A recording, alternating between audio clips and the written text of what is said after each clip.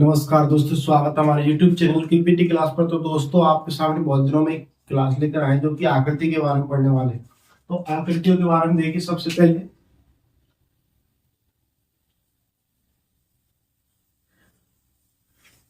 पहले आकृति हमारी त्रिभुज। त्रिभुज की परिभाषा है तीन भुजाओं से बनी हुई बद्ध आकृति को क्या कहेंगे हम? त्रिभुज कहेंगे। क्या कहेंगे? त्रिभुज। तो देखो सर,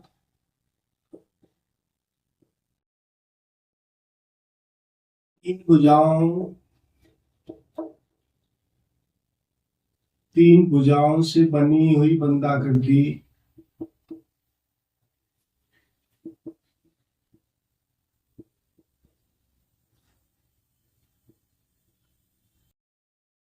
बद्ध आकृति को क्या कहेंगे हम?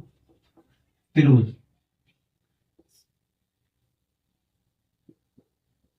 त्रिभुज कहेंगे। त्रिभुज कहलाती है।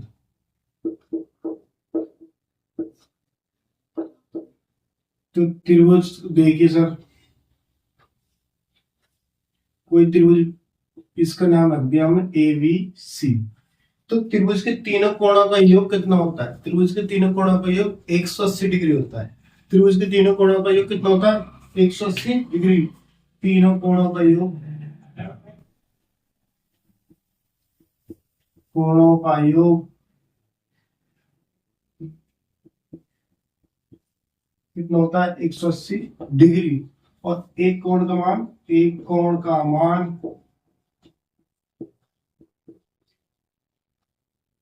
60 डिग्री। कितना होगा? 60 डिग्री। तो दूसरी बात अपन ने बताया था त्रिभुज का क्षेत्रफल क्या है। जहां से आगे पढ़ने वाले हैं, त्रिभुज का क्षेत्रफल क्या है? त्रिभुज का क्षेत्रफल। इसके बाद पढ़ेंगे परिमाप। त्रिभुज का परिमाप। त्रिभुज का क्षेत्रफल होता है 1/2 आधार गुना ऊंचाई। आधार गुना ऊंचाई। और त्रिभुज का परिमाप होता है तीनों भुजाओं का योग। तीन भुजाएं कौन कौन सी? 1, 2 और 3। तो ए बी सी। तो ए प्लस बी प्लस सी।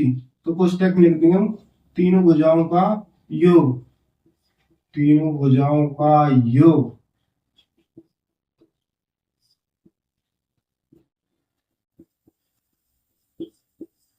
इसके बाद आप दोबारा से पढ़ते हैं। सबसे पहले आकृति हमारी त्रिभुज। त्रिभुज की परिभाषा क्या है? तीनों भुजाओं से बनी हुई बंद आकृति को क्या कहेंगे हम? त्रिभुज कहेंगे। तो त्रिभुज के का हमने ए बी सी नाम रखा हुआ है। तो त्रिभुज के तीनों कोणों का योग कितना होगा? 180 डिग्री। तो त्रिभुज के तीन कोणों का योग 180 डिग्री होगा। तो एक कोण का मान कितना होगा? 60 डिग्री। तो 180 में कितने का भाग दे देंगे? 3 का। तो एक कोण कितने का आ जाएगा? 60 डिग्री। तो त्रिभुज का क्षेत्रफल होगा 1/2 आधार गुना ऊंचाई। 1/2 आधार गुना ऊंचाई। और त्रिभुज का परिमाप होगा तीन भुजाएं ए बी और सी। तीनों भुजाओं का योग। तीनों भुजाओं का योग क्या कहलाएगा? त्रिभुज का परिमाप कहलाएगा। आपको ये समझ आया होगा। इसके बाद पढ़ेंगे हम वर्ग। चार भुजाओं से बनी हुई बंद आकृति। भुजाओं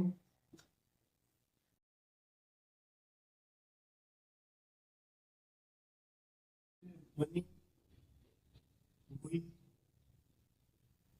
बंद आकृति क्या कहलाएगी? वर्ग कहलाएगी। वर्ग क्या कहलाएगी? चार भुजाओं से बनी हुई बंद आकृति को क्या कहेंगे? वर्ग। और वर्ग का एक कोण का मान कितना होता है? 90 डिग्री का मान।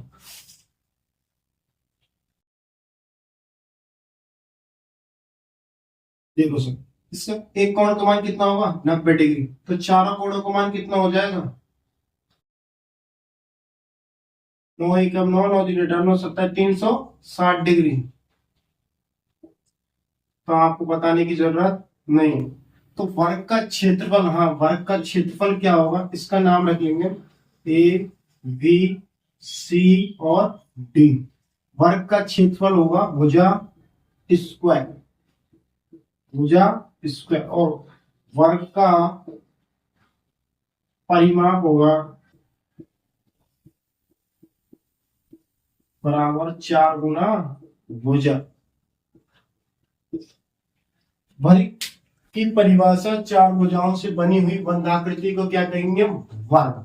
तो वर्ग की आकृति बनाई हमने ए बी और सी डी। तो एक कोण का मान 90 डिग्री, तो 4 कोणों का मान कितना हो जाएगा? 360 डिग्री। 4 कोणों का मान कितना हो जाएगा? 360 डिग्री।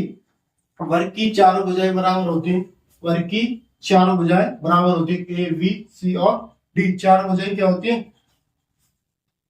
बराबर होती है। इसके बाद आप पढ़ने वाले आयत। आयत क्या चीज है? आयत के बारे में पढ़ने वाले हैं।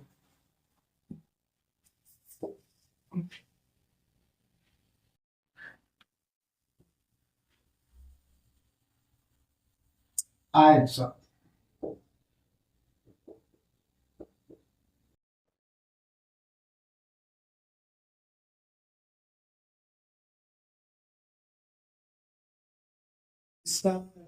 ए बी सी डी। इसमें भी वही रोल है, 4 भुजाओं से बनी हुई बंधाकृति को क्या कहेंगे हम? आयत करेंगे। पर इसमें 4 भुजाएं, इसके आमने सामने की भुजाएं बराबर होती है। आयत की क्या होंगी? आमने सामने की भुजाएं बराबर होंगी। और इसका 1 डिग्री का कोण कितना होगा? 90 डिग्री का कोण होगा। कितना होगा? 90 डिग्री का कोण होगा। और चारों कोणों का मान कितना होगा? का मान 360 डिग्री। एक कोण का मान, एक कोण का मान 90 डिग्री। तो आयत का क्षेत्रफल क्या होगा? तो आयत का परिमाप क्या होगा? आयत का क्षेत्रफल होगा लंबाई गुणा चौड़ाई, और आयत का परिमाप होगा 2 गुना लंबाई प्लस चौड़ाई, लंबाई प्लस चौड़ाई। आयत के बारे में पढ़ने। 4 भुजाओं से बनी हुई बंधाकृति को क्या कहेंगे हम? आयत कहेंगे। इसकी आमने सामने की भुजाएं बराबर होते हैं। इसके सभी आयत के सभी कोणों, सभी जो कि आयत के कोण है 1 2 और 3 और 4, इन चारों कोणों का ये कितना होगा? 360 डिग्री। और एक कोण का मान कितना होगा? 90 डिग्री। कोण 90 डिग्री। आयत का क्षेत्रफल लंबाई गुणा चौड़ाई, और आयत का परिमाप 2 गुना लंबाई प्लस चौड़ाई। इसके बाद पढ़ने वाले हम वृत्त।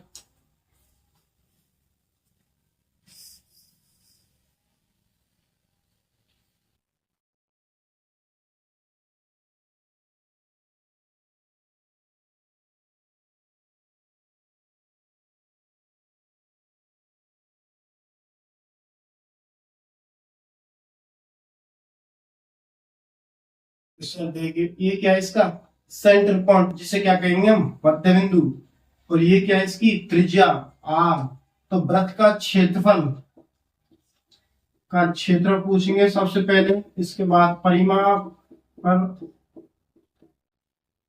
तो सबसे पहले इसकी परिभाषा जान लेते हैं। वृत्त की परिभाषा क्या है? वृत्त की परिभाषा हो किसी एक निश्चित बिंदु से, किसी एक निश्चित बिंदु से खींची गई रेखा, किसी निश्चित बिंदु से समान दूरी पर स्थित, किसी निश्चित बिंदु से समान दूरी पर स्थित बिंदुओं का बिंदु पर क्या कहलाएगा? वृत्त कहलाएगा। दोबारा सुनते हैं।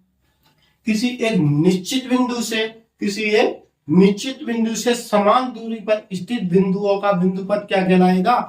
वृत्त कहलाएगा। और वृत्त की परिधि, वृत्त का क्षेत्रफल क्या होता है? पाई आर स्क्वायर। वृत्त का परिमाप कह लो या परिधि कह दो, क्या हो जाएगा? 2 पाई आर। आर यहां पर क्या है? वृत्त की त्रिज्या, वृत्त की त्रिज्या। और पाई का मान 22/7 या 3.14 होगा। पाई का मान कितना होगा? 22/7 या 3.14। वृत्त की परिभाषा तो मैंने आपको बता दी। तो वृत्त का क्षेत्रफल पाई आर स्क्वायर, पाई का मान 22/7 या 3.14, और आर क्या है? वृत्त की त्रिज्या। तो त्रिज्या ये है। अगर इसको व्यास बढ़ाना चाहते हैं तो इस पूरी रेखा को क्या कहेंगे, व्यास। क्या कहेंगे, व्यास।